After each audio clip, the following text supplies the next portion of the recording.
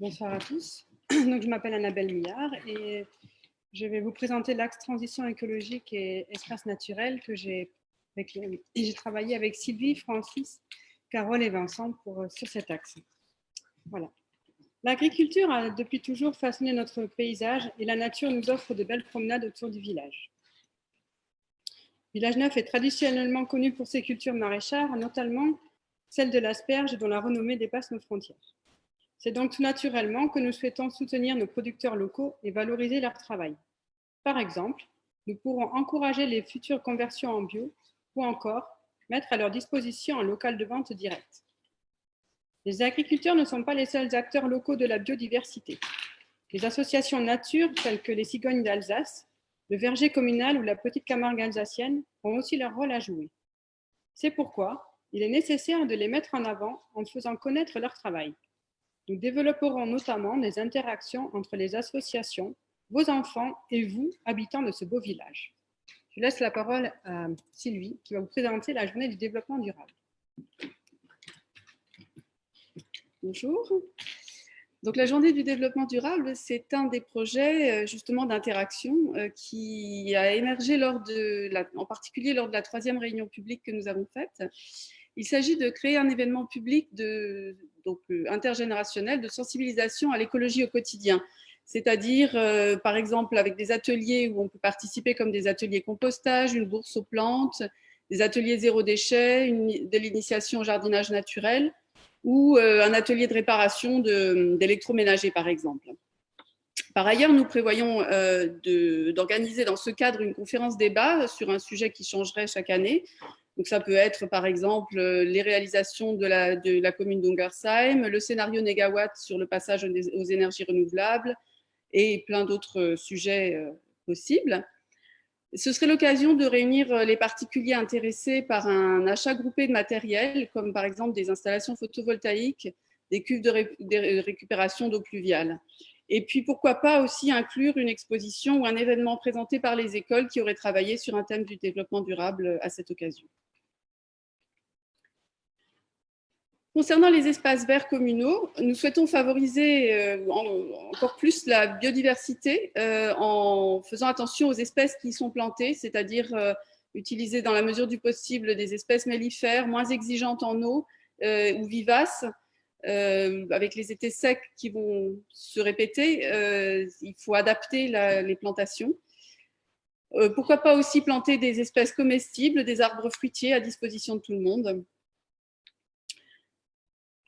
Par ailleurs, avec l'objectif de supprimer entièrement les pesticides et en vue d'obtenir la 3e libellule des communes nature, nous en sommes à la 2e actuellement, nous souhaitons élaborer un plan de gestion différencié des espaces verts qui permettra de définir des zones demandant une attention renforcée comme le cœur de village et des zones un peu moins importantes et de planter en fonction des besoins d'attention et de soins des espèces différentes selon les zones.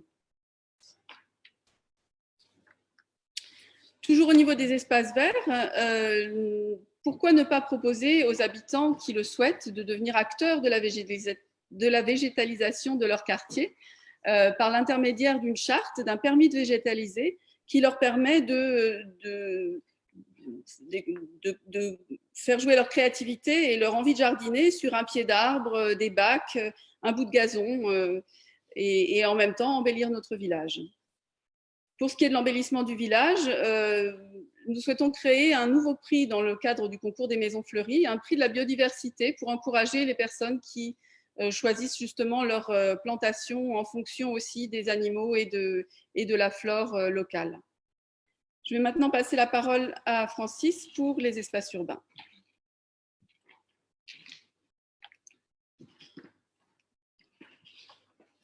Bonjour à tous. Alors, pour les espaces urbains, il y a aussi des mesures sur lesquelles nous sommes d'accord dans l'équipe. Donc voilà, nous souhaitons mettre en place aussi des trames vertes pour tout nouveau projet immobilier collectif ou lotissement. On sait aussi qu'il y a déjà le plan local d'urbanisation qui nous contraint à avoir des lotissements sociaux et pour lesquels on pourra justement mettre en place des choses qui soient plus vertes. Donc aussi des trames vertes dont on a cruellement besoin aussi dans Village Neuf. Nous souhaitons également promouvoir l'utilisation de matériaux perméables à l'eau pour les surfaces extérieures artificielles. Donc, c'est aussi dans le cadre d'un filtrage naturel et aussi préserver donc, la nappe phréatique. Et alors, ça concerne les différentes parties communes de la ville, donc les parkings, les cours d'école, voilà, donc différents emplacements où on pourrait justement mettre en place ce genre de matériaux. Également, nous souhaitons réduire la pollution lumineuse nocturne, donc c'est en faisant tout simplement appel à un programme d'éclairage public. Ça peut être aussi en gérant aussi cet éclairage en termes de luminosité, de volume.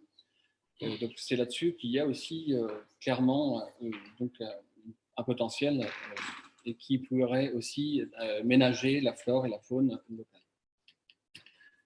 Autre point dans les espaces urbains que nous souhaitons faire, c'est encourager la végétalisation des toits plats et des façades. Donc, Sylvie a notamment parlé de végétalisation au niveau des espaces verts, donc c'est aussi dans les espaces urbains qu'il y a un potentiel à faire et ça peut se combiner aussi avec du solaire sur les toits dont je parlerai après. Donc ça, c'est lié tout simplement aussi à la mesure numéro 8 du pacte de transition que nous avons signé. Alors maintenant, il y a aussi tout l'aspect de transition énergétique sur lequel nous souhaitons aussi être actifs. Alors premièrement, c'est lié aussi à cet objectif du label Synergie. C'est la mesure 11 du pacte de transition qui est en fait un plan climat citoyen ambitieux. Et là, nous voulons atteindre le niveau 2 de cette mesure. Alors qu'est-ce que c'est le label Synergie? C'est tout simple, c'est déjà organisé par l'ADEME, l'Agence de l'environnement et de la maîtrise de l'énergie, qui travaille déjà non seulement au niveau national, mais conjointement aussi avec d'autres organismes européens. Et alors, le label Synergie est en fait européen et ça s'appelle le European Energy Award. Donc, c'est dans un cadre européen que ça se met en place. Donc, c'est une démarche opérationnelle en cohérence aussi avec la politique locale. Alors, forcément, on commence déjà au départ aussi par un audit au départ. Donc là, on souhaite faire un audit énergétique des bâtiments communaux en particulier. Donc, bâtiments communaux, ça veut dire qui appartient à la ville. Mais ça peut être aussi un audit plus global sur l'énergie, la performance énergétique aussi de la ville. Donc, après ça, ce sur le quoi nous voulons aussi nous engager, c'est aussi à terme d'arriver à 100% l'électricité verte. Ça peut se mettre en place au fur et à mesure, pas à pas. Voilà, donc c'est un objectif global à moyen et long terme. Alors pour ça, donc, aussi, nous établirons une cartographie du potentiel solaire des toits de villages neufs, donc les toits autant des bâtiments communaux que des particuliers. Et donc, on pourrait très bien mettre en place aussi des actions communes pour la ville et pour les particuliers. Et voilà. Enfin, donc, je préciserai, donc, nous souhaitons promouvoir les différentes mesures d'efficacité énergétique des bâtiments. Alors, ça concerne la consommation électrique, l'isolation, le chauffage, les luminaires. Voilà. Et on pourrait très bien en faire des groupements d'achat pour l'ensemble de la ville.